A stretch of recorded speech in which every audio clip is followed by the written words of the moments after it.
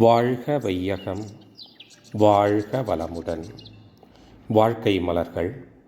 நால்வோர் நற்சிந்தனை. ஜூலை 25. தலைப்பு: இயற்கையின் கருவூலம்.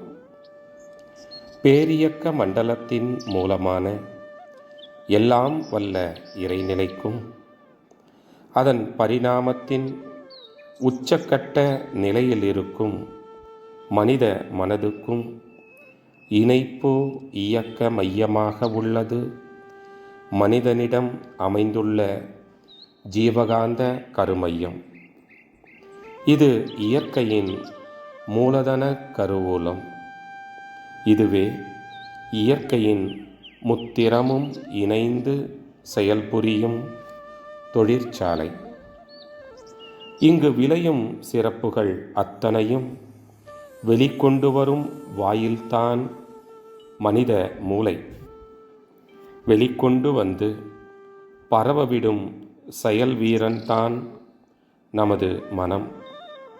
மனதை கொண்டு உருவாக்கும் எண்ணங்கள், உடல் கருவிகள் மற்றும் புலன்களை கொண்டு செய்யும் செயல்கள், இவை அனைத்தையும் காந்த அலைகளாக சுருக்கி கொண்டு வந்து கருமையத்தில் சேர்த்து இருப்பு வைப்பது இயற்கை எனும் பேராற்றலின் செயல்களே.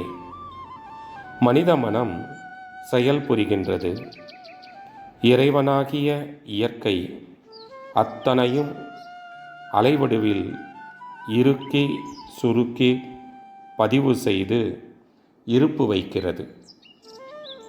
மனித உருவில் மனம் விரும்பி செய்யும் செயல்களை மனம் விரும்பி இயக்கும் நரம்பு மண்டல ஆற்றல், அதாவது சென்ட்ரல் நர்வஸ் சிஸ்டம் என்றும், இயற்கையால் நடைபெறும் மனித மனதால் கட்டுப்படுத்த முடியாத செயல்களை தானியங்கி நரம்பு மண்டல ஆற்றல், அதாவது அட்டானமஸ் நர்வஸ் சிஸ்டம் என்றும் வழங்குகிறோம்.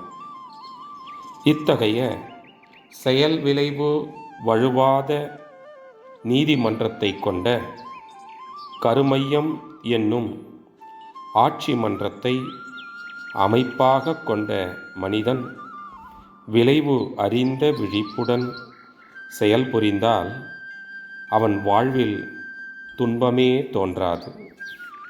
அருட்தந்தை வாழ்க வளமுடன். தொடரும்.